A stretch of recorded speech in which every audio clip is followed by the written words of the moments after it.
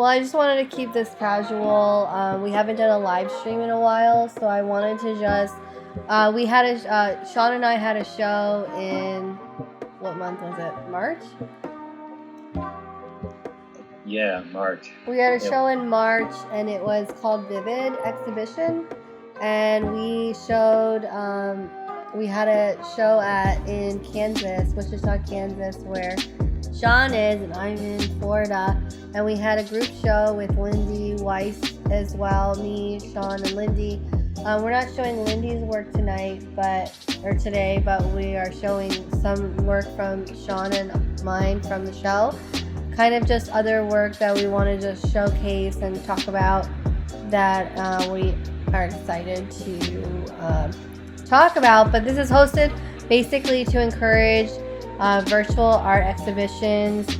A lot of the time, many of us can't, see each other or go to art shows if we're in other states. So this is a great way to reach international levels when you're doing a art show, and you can communicate to other curators or artists, local artists, and we encourage these exhibitions for a virtual experience hosted by the Wandering Masters Art Salon.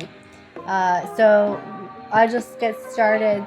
We're gonna go into the to the main room. So these are great virtual shows to encourage sharing and spreading of artwork.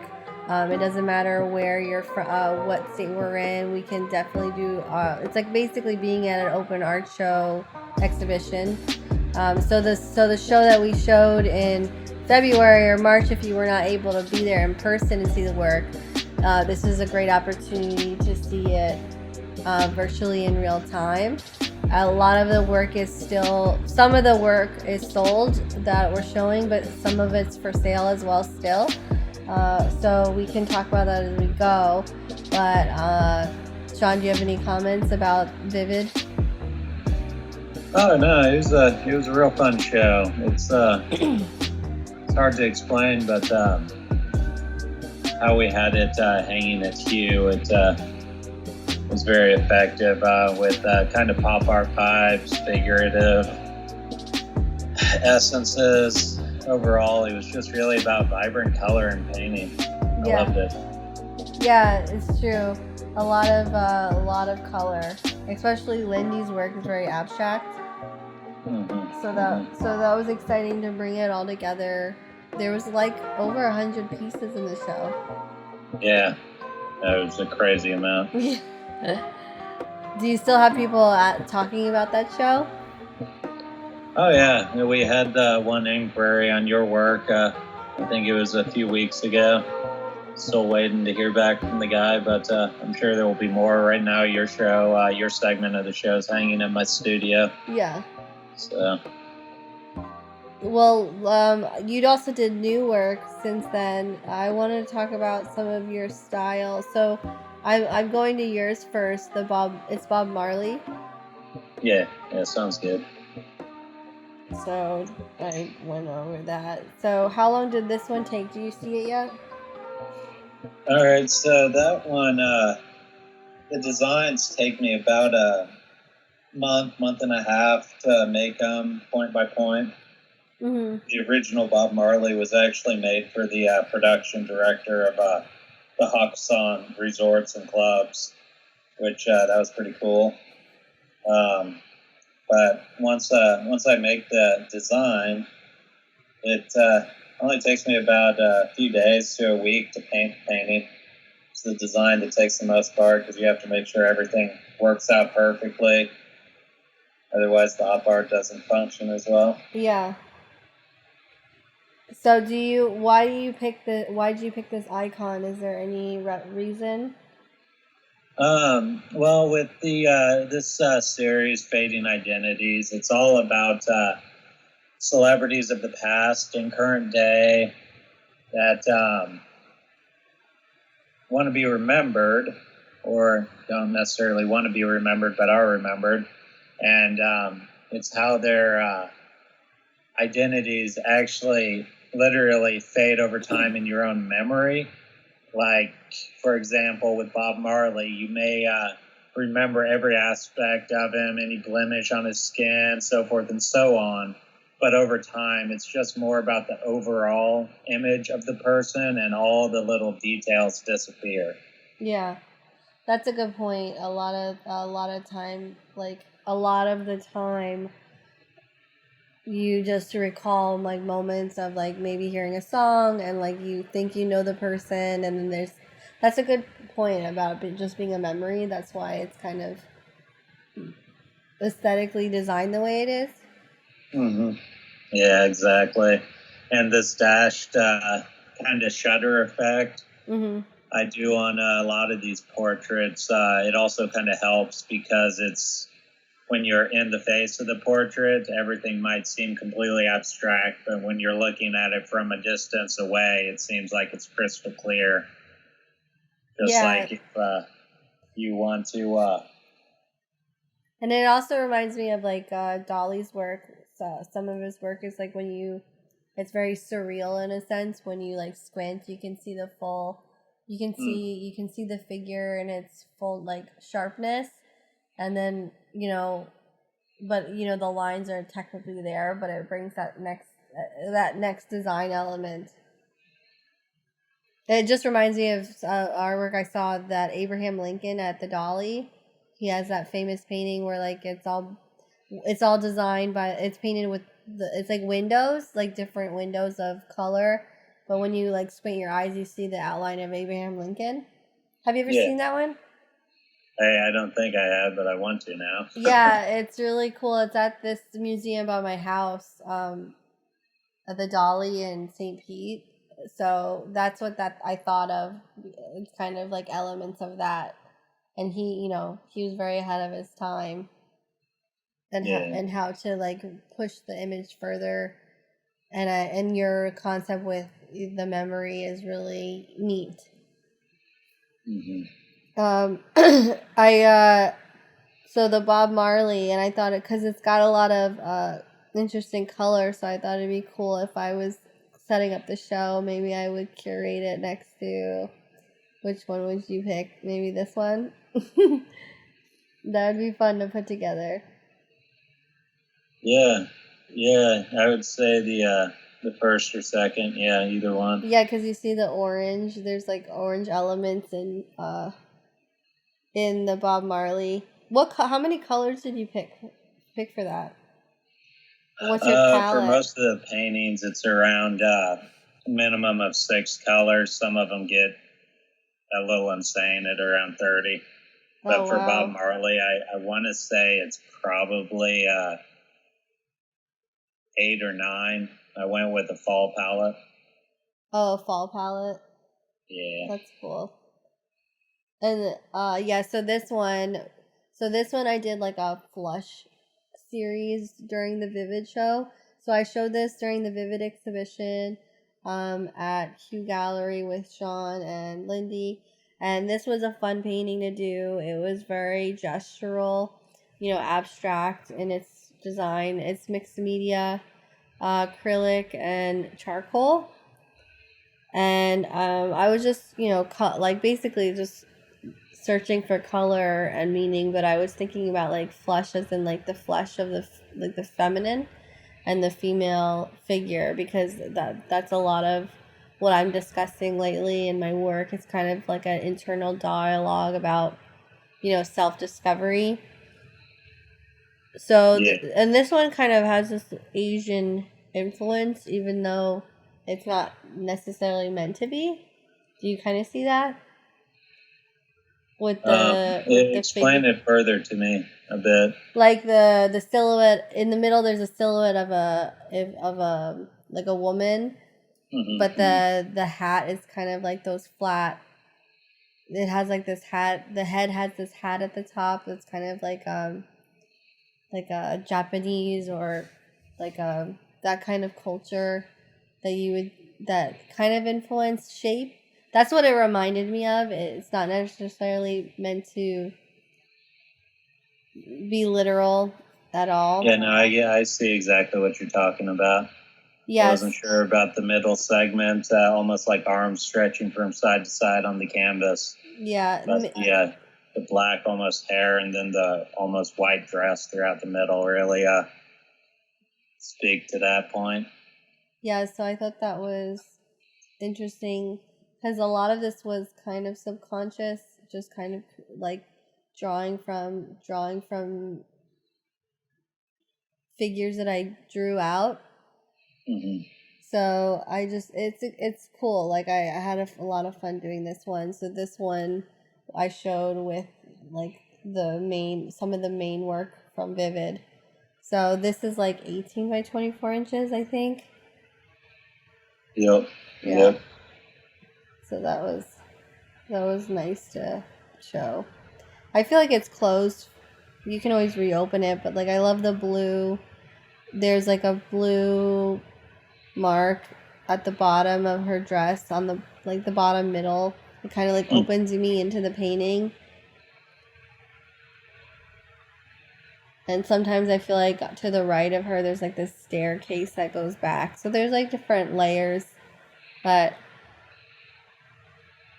the composition overall and then on the top left, it's almost like buildings are kind of skewing backwards through a window as well, almost like this is a living room setting. Yeah. I can see things like lamps and what might be a table on the left. It's just interesting. Your mind can take it so many different places. It can. Like putting it into this setting and this scenery. And that like white, like I try to put like elements of like, you know, different shapes in my work. So that white dot, I'm not sure how successful it is, but it was kind of disrupts the repetitive shapes. Mm-hmm. Yeah, I can see that. Yeah, which, you know, I kind of enjoyed doing. So this one, the next one we can show. Let's go back to one of yours. Which one do we want to go to? I just have to talk about, is it Elton John? How crazy it is. Mm-hmm. He's like a little bug character. This was one of your first in the process of exploring this new icon series, right? Or memory? Yeah, it utilizes dots compared to the lines, and it allows for a lot more detail to be present. But on this one specifically, I kept going back to the mouth on it not being as successful. Mm-hmm. And since then, I've really pushed the envelope and made it to where they're almost photogenic. So it's been a real fun process. But this one actually sold to a collector at the other art fair in Chicago. Oh, it did? That's awesome. What did they say? Like when they what did they say when they saw the work originally? All right, so funny story about that is most people clearly recognized it was Elton John, even though I couldn't really recognize it. But the guy that got the piece, he actually liked how incredibly abstract it was, and he couldn't tell who it was. That's the reason that he bought it. He couldn't tell. Yeah, exactly. Oh. And I told him it works out for him because normally on these I make 20 of each, but on this one, because it's in that kind of limbo area, it was going to be a one-off. Oh, no way. So it's like it adds so much more. It's more valuable because you're not doing a new another one of this one. Yeah, with a different color palette. That's what changes on them each time. That is cool. So the color palette, and then you do a limited amount of series of maybe that one celebrity or like icon. Just a limited of 20 of the individual image. Yeah. Like for example, John Lennon. I've done 3 different styles of paintings. Wow, like it looks like gems when you zoom in really close. It looks like little diamond gems. I really love the glitter, like that glitter element you try and the dots that you're bringing into your work recently. It's been in the last probably the past year. Yeah, even less than that. It's been around 3 or 4 months now, and already I've made around 30 of these. Wow. Yeah. Are you having fun doing this? It feels like a lot of colors, like with the gold. The gold's like the main palette, but you can see like the blues and the reds, the greens. Yeah, it's all holographic glitter. There's the only paint on it is the black. So and then the resin just really helps get the full spectrum of color off the glitter. So it's just constantly dancing in the light. Yeah, this one's sold, so that's if you guys are interested when you're watching this, like about the process or making it. He does commission work, so Elton John. But I like that the artist, the collector that bought it, didn't really buy it for Elton John. He couldn't really tell, which it kind of feels like an alien. Elton. 100%. Like an I alien renamed Elton. it to the Cosmic Traveler because of that. Yeah, that's funny. How long did this take you? Because it was your like one of the originals of the process, the new process. Yeah, it took me, goodness, like 3-4 weeks because I was really trying to figure out how I could do a negative stencil almost to have the glitter shine through. And I think I made 3 or 4 designs, and this is what it landed on. Yeah, that's cool. The ears stick out. The first thing I see are like the bug eyes, and then the mouth is so like wide, and then the ears. Those are like the weird character traits that like make this authentic. Yeah, and you can kind of tell in the process too with the neck and the shirt is where I really started going for more detail. The face is what I pretty much left the least detail, and then the hair was the next step up. Wow. But this is definitely all about the process, this piece. That's for sure. It was a big experiment. Yeah, I love it. I like that. Congrats on selling it. That's awesome. Let's see. So, what would work well to show with next? Kind of like this, because it's kind of like another world. So we can look at the Julie and the Garden. Yeah. So this one is sold to actually the lovely Sean. Sean purchased this in his collection. Did you show? How did your collection show go?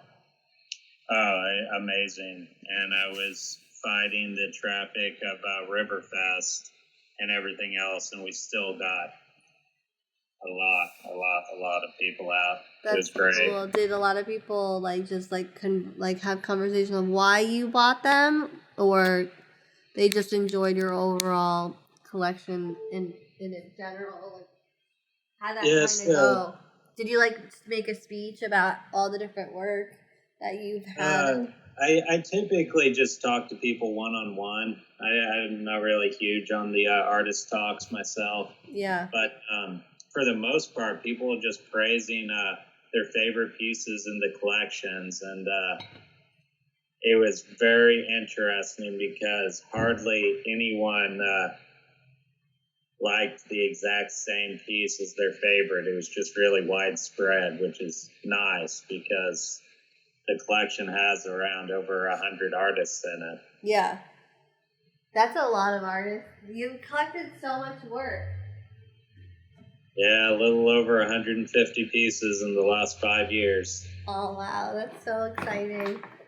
And I think it's exciting because a lot of artists themselves collect along the way, like they're collectors, which makes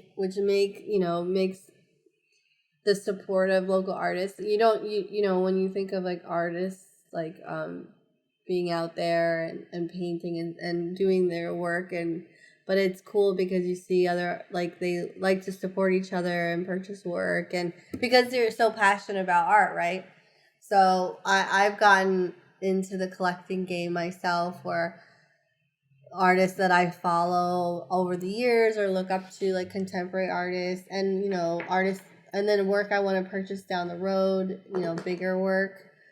I'm definitely all about that and collecting and supporting other artists as well. So It's so important. And I want my house, like, I want to have 100 pieces one day too. Like, I want all the walls to be full. And there are amazing stories. Like, when you purchase a work, it's like kind of with you forever. And like that moment, it's very tangible, that experience.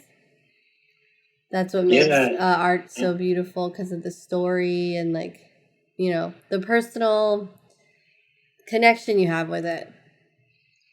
Yeah, and honestly, having a lot of art or different art throughout your home too is a great icebreaker for conversations, because that's one of my favorite parts about collecting art, is just trying to break them into the conversation of the art piece and see how they read it, or just start a conversation on any means about it, or just what's going on or how it connects to their own life. Yeah. And that's kind of why I like this Juliet piece so much, is because it's like this one lone girl in such a surreal, almost whimsical world, to where there's not other people trying to take the spotlight or anything, but it's just more about her living out her dream. Yeah.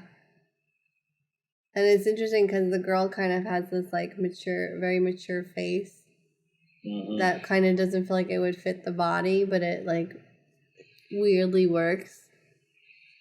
Yeah. It feels like a more older woman in a kid's body. So yeah, no, like, this was a lot of fun to paint. It's a lot of energy, a lot of colors. It was like the concept was in this garden. I was actually looking at a photo of, like, my grandmother as inspiration, and the frame is actually this blue. It's like in a blue and white flower frame. So, like, you see the blue and white flowers at the edge at the bottom, and the top, that's kind of like sets the frame. And I literally wanted to experiment with putting that as, like, patterns into the garden. So, like, the frame, it feels like it really pushes back that deeper garden space all the way in the back, with, like, the light green and the pinks behind her. So you really feel like there's some nice space captured in this composition. And this one's acrylic and charcoal as well. I really enjoyed the painterly marks, that the fast mark making with charcoal was a fun experiment with this painting and this series. I used charcoal and acrylic for this whole series for the show. Yeah. Yeah, but this is exactly similar to your memories, because, you know, my grandmother's passed away and she raised me. So this was kind of like a memory of what her life must have been like as a child. She was an immigrating from Egypt, you know, in a new world, you know. So there's a lot to pull from this, and it's a part of, like, who I am as a woman today, raised by her. So it's like an evolving conversation, but it is like a memory too, because I can't see her today. So I only have moments of her in photos and conversations I share with her about her with other people. You know, I have only so much to go off of. Obviously, we're lucky because of technology today. We can take a lot of video, but she didn't have a lot of videos of her for when she was a child. Mm-hmm. So I loved doing this one.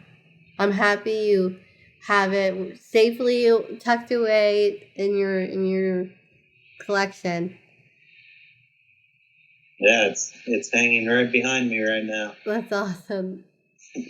There's a lot of colors in this one. Yeah.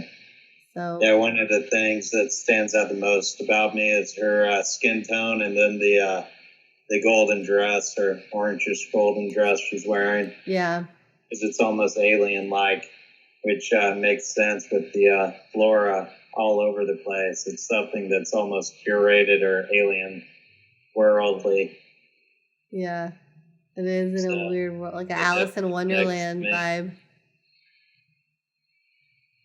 So the next one we can show kind of would be cool to put next to would be maybe, I think, Taylor Swift. This was really good.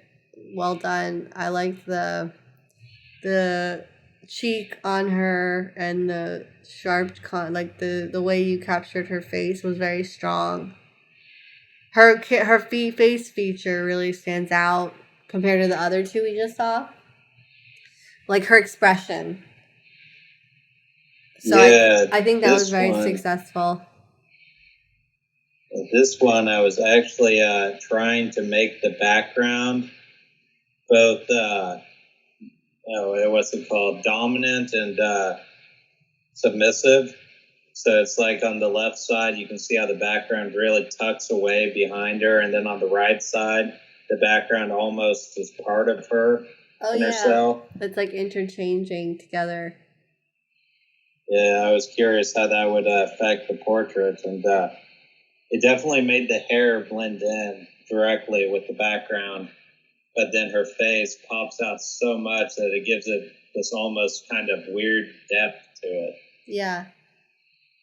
Yeah, it does. It does. You're right, and the forefront of the gold, and then the pushes the white back, and the white behind her pushes that back.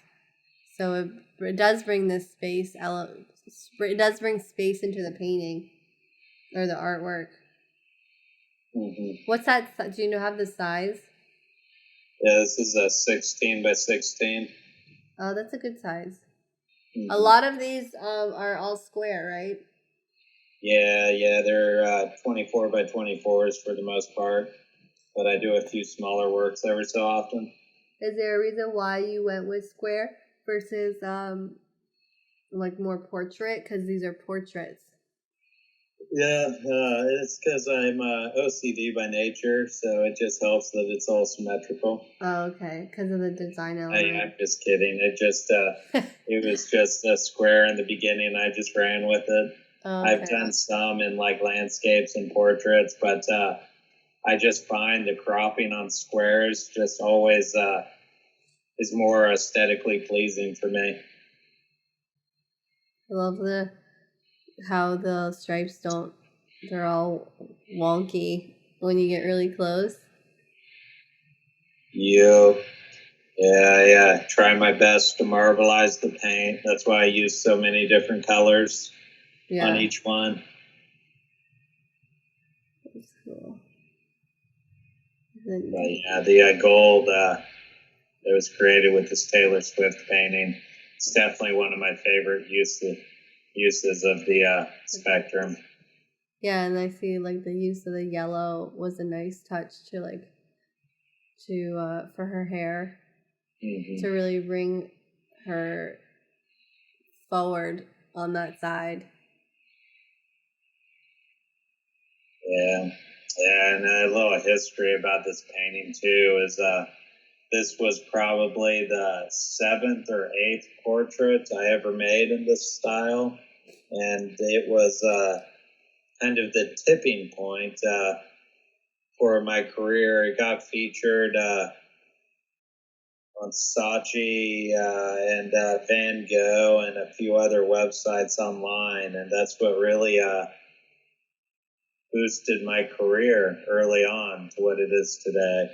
Really? It's crazy how one painting can do so much. What happened since because this was recent, right? What happened since this posted?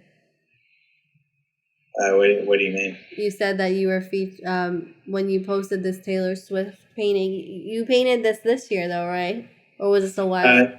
I did this color I did this year. The red one was the original one. Oh, and that's kind of what put you on the map? 3 years ago. And pretty much what I do is I just wait until one sells before I paint the next one. Like, for example, I think this one is number 4, I think. Yeah. Out of 20.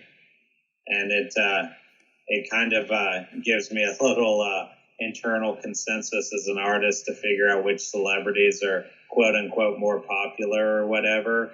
Yeah. For example, Marilyn Monroe and Audrey Hepburn are at like 11 of 20 right now. Oh, wow. I like that though. You do that basically by sale, by demand. Mm-hmm. Has one been more surprising than the other?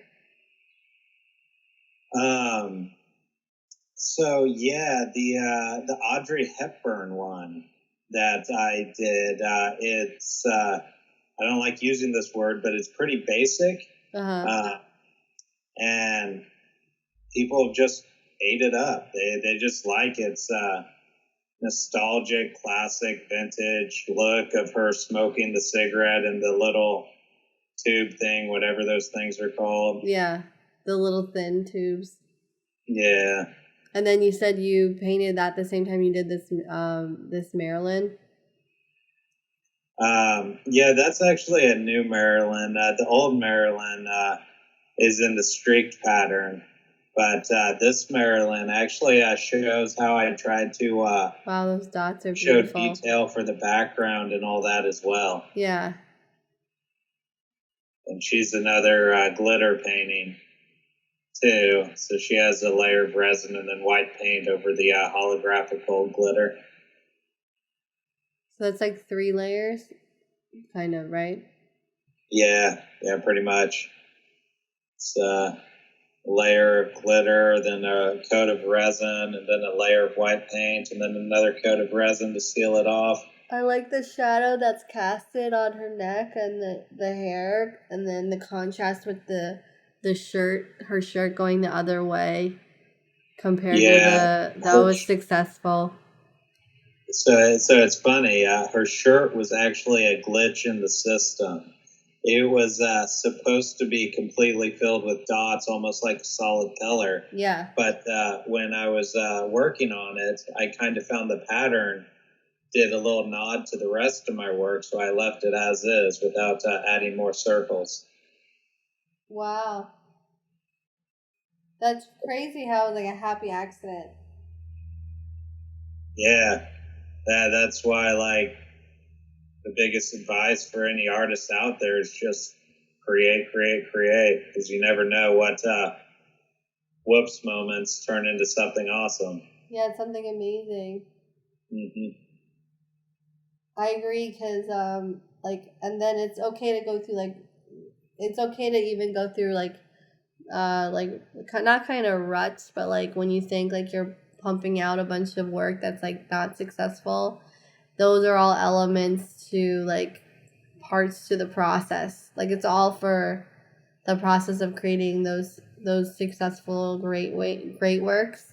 Like now you can use this concept of the shirt and like maybe put that in other elements of like Beyonce, for example, because you've discovered this happy accident. You know what I mean? And you take parts of all of the process and put it towards these to make great work, right? So yeah. even the mistakes and the you make I currently just I was in my studio last night and I was frustrated because like all of the work is not in a good place and you get discouraged, but it's just a part of discovering that one successful moment. Yeah, and like the thing with not quote unquote enjoying your work as much at certain points doesn't necessarily mean a collector won't enjoy it. That's because true. A lot of my work that I think is my poorest quality work has all soul and people love it to death, and it boggles me, but I guess it connects directly with them. Yeah. Sometimes you just can't be hard on yourself. Well, that's a good point. Yeah, you can't be hard on yourself, and what you think, is like, maybe, exactly what someone wants to, has been looking to find. And we're our worst critics. Like, we're hardest on ourselves. Oh, 100%. Yeah. No, I really like this Marilyn. She captures that. She captures the perfect Marilyn expression, and I like how you went more white compare with the dots. Like Beyonce in contrast is like heavier on the gold. Like I like how you went more on the white side, the lighter side, because I feel like that captures Marilyn's personality well. Yeah. It was definitely interesting to say the least.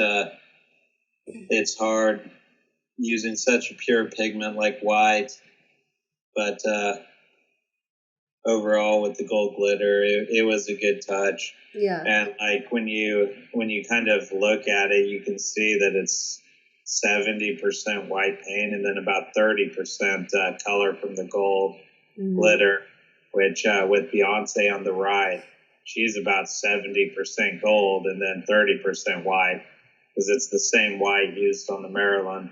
It's just there's not as much of it, so it just really takes it in a completely different way. Yeah. And then it's only by continuing to do keep repetitively making them that you know, will now try the Beyonce maybe the Maryland way, and then try the Maryland like the Beyonce with the contrast, and see what happy accidents come from that. Yeah. So before we go to the Beyonce one, we can look at maybe because of the Maryland, the girl in her room. So this is a fun composition. This was like one of the main works that was like the show feature for the Vivid show. This is kind of like very gestural painting of this woman, you know, sitting in her chair, kind of like, you know, in front of those like mirrors, and it's kind of like a play on like femininity and just like being in touch with your inner woman, I guess, with the color choices and the exciting choices of the green and the blue. It's like that vibrancy and that energy that I wanted to bring to this painting. And this one's acrylic and charcoal. And I had fun trying to push this further. It was it took a while to get this one right, but I'm really happy with how it came out. And this one's still with Sean's studio, so I hope this one finds a nice home soon. But I was excited because when we had this show at Vivid at the HUE Gallery, this one woman who went to the Final Friday reposted it that next day, and she's like, this one out of like the Final Friday was her favorite pieces of artwork. So that was exciting, because the whole point is you want your artwork to connect with the viewer, and I was super happy and like satisfied because it reached and it touched someone, because it was her favorite work from like Final Friday that night. So like I was excited, and you know, so that was a big accomplishment. Like that made it all worth it. And I don't feel like she has her expression is kind of like, it's not like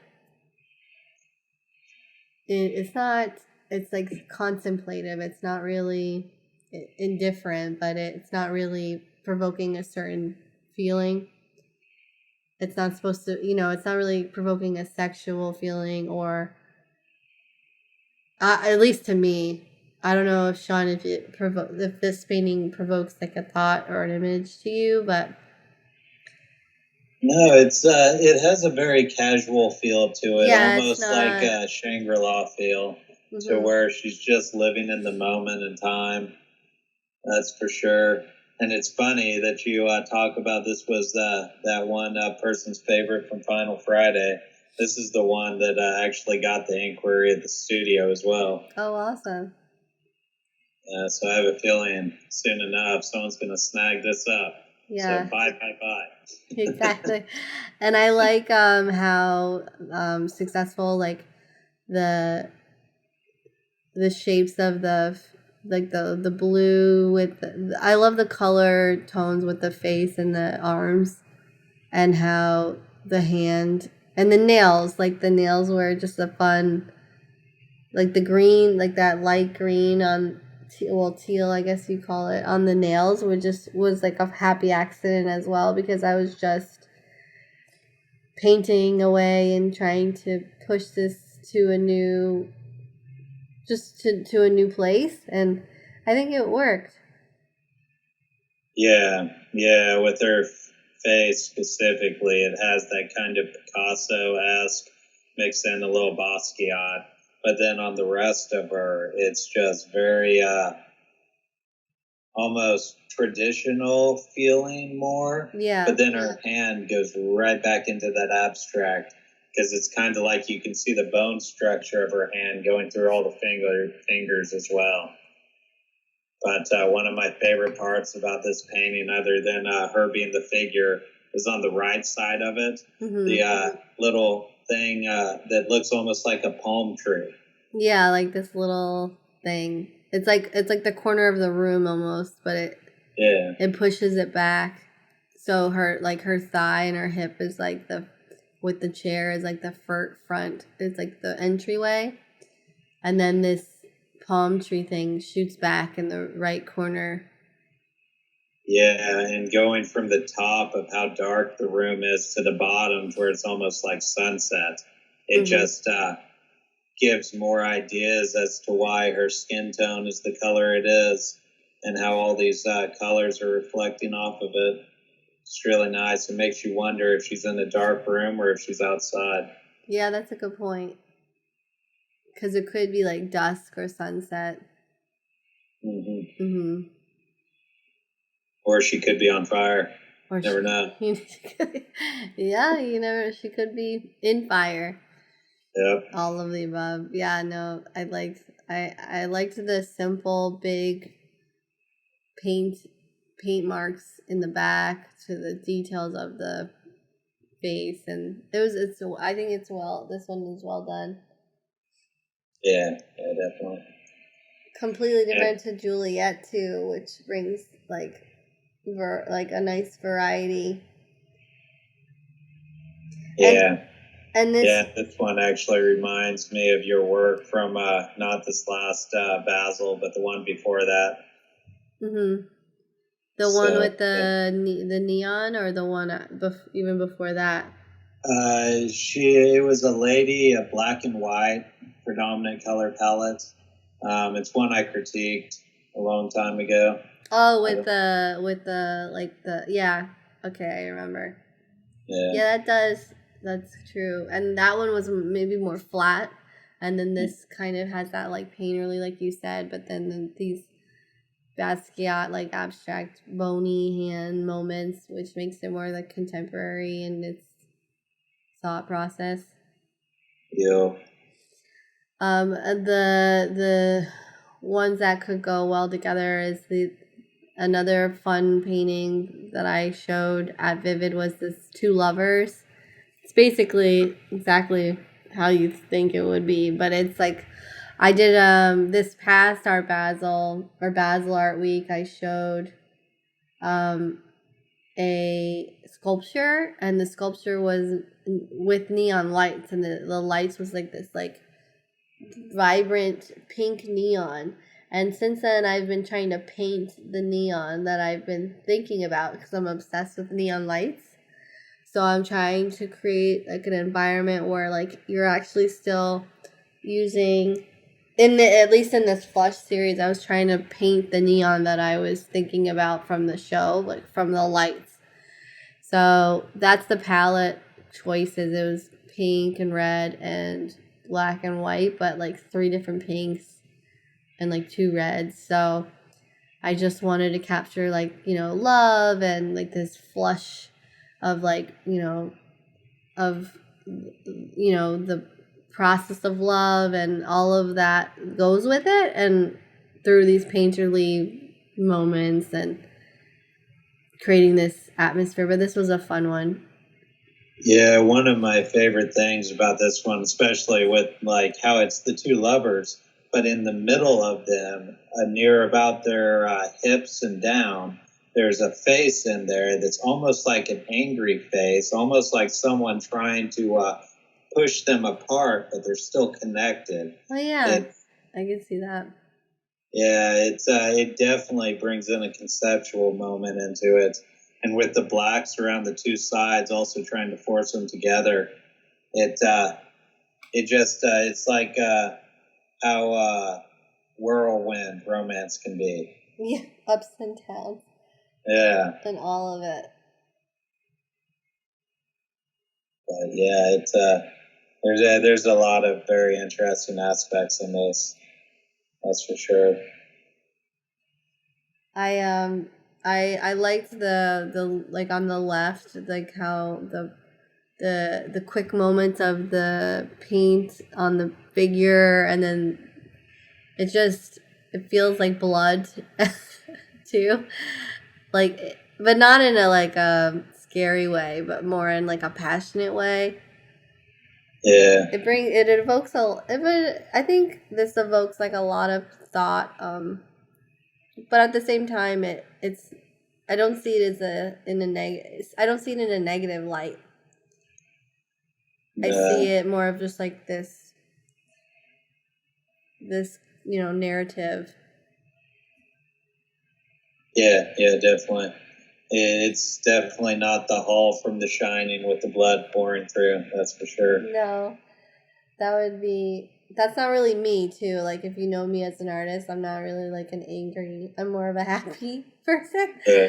So I didn't want to convey like a dark place, and I don't think this does, because that's not really what that was about it. But I know sometimes people can think of like red and love, but they can think of red and blood, but like that's not. This was more of just using the palette from the neon lights that was like still I was obsessing over, and it's still a conversation that I'm trying to continue to make in my work without literally using lights. Well, on this one, I think it would be kind of neat to literally use lights to have a neon frame the piece on the outside, so the glow kind of takes in the piece a bit, but then also makes it the center point. It'd be fun. That's interesting. That would be good. That would be an interesting dynamic to see that as a contrast and what it would do. Yeah, whether it's backlit or forelit, either way, it'd be good. And then the Beyonce, and then maybe this would be cool to like segue between like the two lovers to Beyonce, because she's an icon in itself. I'm sure you must have gotten a lot of like buzz from Beyonce because of her dominance in the industry. Yeah, especially she debuted in Chicago too, so that helped out immensely. But yeah, with Beyonce, she was one of the first ones I utilized so many dots with. A lot of the others, you can see how the dots were a lot bigger individually, but on this one, I was just thinking, let's shrink them and show more detail. And like in the hair specifically, it just shows like every strand almost. Yeah, she's got so much hair. Yeah. And you did a good job of capturing her essence. Yeah. Overall, the one thing that I was going back and forth on is whether or not I was going to use white paint or black paint. Oh, interesting. I wonder what it would look like with black paint. Yeah, I tried accenting it a bit with spots of black paint behind the gold, but one day I'm going to make another one of these, and I'm thinking about using black paint. Yeah, but I think the white is really successful. Yeah. It's just really hard to. You can feel her skin color, like it creates a third tone. Exactly. There's like three tones in here, like the white, the gold, and then that tan, like that gold. That's the accent from the light of the white. Yeah. It creates that shadow. Yeah, and with the little segments of black throughout it, I feel like that's what makes it really unique. Mm-hmm. Yeah, it creates a kind of surreal feel to it. So the next one, I'm definitely just going to forego on the black for the second one, but it'll be interesting to see if it varies from this one at all. I actually purchased the Beyonce, everyone, so I'm excited to get mine. I know. Yeah, now that the That show's the one almost... the one I got is gonna be stripes.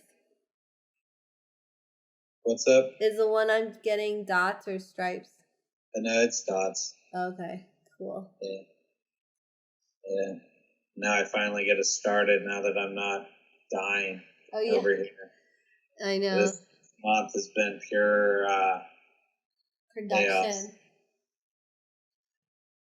No, I'm excited. I like she feels like she's on stage. She feels vibrant. Like it really like the gold was a good choice, like a lot of gold, because I feel like that captures this memory of her like on stage, the lights, the bright lights, the money, the life. Like, you know. 100%. It's like she's literally gleaming in the spotlight. Exactly. And then those are the ones that you showed, and then I have one left. Let's go around right here. So this guy, so a part of all of the things that I think about when I'm producing work is technology.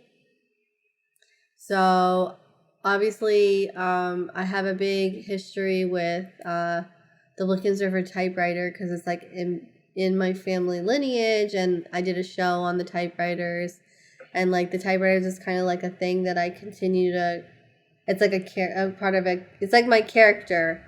Sometimes I do paintings, and like my self portrait is the typewriter, because I see through that in a sense, because it's a part of who I am and what I'm representing in my work. Anyway, so this one was because it kind of went with the flesh about the flesh of a memory, because it was I was taking apart the typewriter, like pieces of the keys and elements of the shapes. So this was just purely like inventive, thinking about like the mechanics of entrepreneurship and building and inventing something for your future, and like parts of the keys of the typewriter I kind of like broke apart, and like elements of it I painted, but it's not supposed to, like, I didn't literally paint the keys. I just painted in like what I would see inside of the typewriter, and that kind of is a part of my dialogue of this show. You know, it's mostly about me and my development of like as I develop as a woman in business, because I'm an entrepreneur and I am in the technology space. Obviously, we're doing a VR show, so clearly I'm in the technology space and marketing, and I integrate that into my work. And that's kind of like what this object talks about. It's like this little robot of the future, but it's a feminine. I also brought in the same color palette, because that's what this I kept the series like with the same palette, and this is acrylic on paper with charcoal. I don't even know if I explained this. Was this Blickensderfer typewriter as well? Yeah. That's what I figured. So it has a little nod to history. Yeah, so it's like past, present, the self as it is today. Exactly. And it's funny, I personally never would have saw it as a typewriter myself. I always thought it was almost gestural animals, like a fox. Oh yeah, that could be, yeah, that's true. Yeah, that's just how I personally perceived it, but I was seeing a lot of other things too, almost like a horse or a cow head as well. But overall, the geometry in it is great. And the little kind of horizontal line in the bottom right corner, yeah, really broke the space for me too, which is good, because it shows how depth filled this piece is, even though it's such simple geometric shapes. Yeah.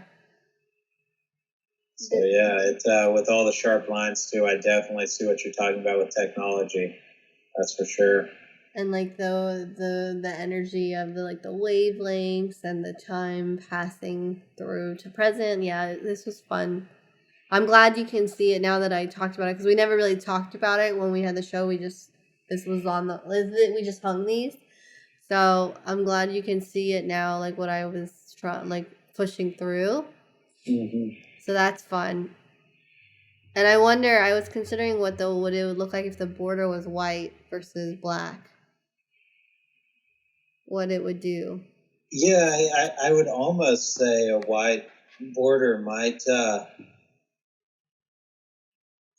don't know. It's hard because a white border would make it kind of blend more into the painting, while the black kind of frames it, if you want to call it that, kind of makes it a window into this scene. Yeah. So I like the black myself. I think the white would just kind of fade into the background. Yeah, the contrast and the dynamicness holds with the black. Yeah. But I maybe I can experiment again with it, like you said, like you were gonna do the Beyonce again and with the black paint. I might do this again with the white. Yeah, or even having a red match around it as well would be just very in your face. Yeah, that's true. Yeah, either way. So yeah, I can't believe it took this long to do this. Because we had the show in March, and then March, April, May, June. So 3 months later, we wanted to do this virtual show for right after, but like life and timing and everything. But these were all the works that was in the show in March, and some of it's available for sale, and I'm really glad we do these virtual art shows, because like I said earlier, the purpose is to connect with artists, curators, gallery owners, anyone, enthusiasts that just are looking to connect with artists from all over. Even if you can't go to a physical exhibition, we want to make it available for you to experience what people saw at our exhibit in person, but online. So that way you can get to know the work and go to another art show, and connect with the community and stay in conversation about what we're doing in our work and what we're developing, currently and, in the future, stuff like that. So the virtual show is basically to connect us no matter where we are, and keep our, not be bounded by a physical gallery, but expand beyond to, that next level of communicating from, in the art world. It's got a lot of possibilities, so I'm excited. I love doing these virtual shows. Yeah, 100%. It really helps give a different feel for the artwork as well, especially with someone like me, that most of my marketing is towards the online community. Yeah. Actually having it feel more like it's personable in this gallery setting compared to just being a static image on a website makes it feel so much more connected to the community. Exactly. And then people, like you said, like a lot of your stuff's online, so you get to, like, if they didn't get to come in person, you can share this link, because it's all archivable. So now you can share this with them after, and then they can be like, oh my God, I missed that. But I at least know what they keep in touch with you, and they keep in touch with the scene, and it keeps all of us connecting, because that's what this is all about, connecting to the work, connecting to the artists, and to each other. So that's what I enjoy about it too. Yeah.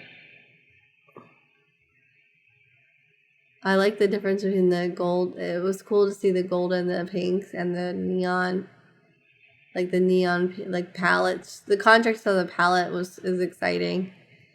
And this world, especially with the bright pink and gold. Yeah, it's cool together. They really do stand out right next to each other. So we want to share with you guys some exciting news. Is there a flyer I can show on the screen? Or we don't have that yet, right? No, we don't have that yet. Okay, so I'll let you say it for anyone that's still listening, and also we'll share this. I'll share this week in a email newsletter so people can watch this video. But Sean and I are doing something really cool in October, and I'll let him explain. Yeah, so over the last 6 months or so, been forming a new artist collective called the Psychedelic Wonderkind, which is a traveling artist collective, and it will actually be debuting at Superfine Art Fair in Washington, D.C., which I'm pulling up the dates on that now. The art fair debuts on October 30th, and it's at Union Market in Washington, D.C., which if you've ever been to Union Market, you know that's like the poppin' place to be in D.C. I love that venue.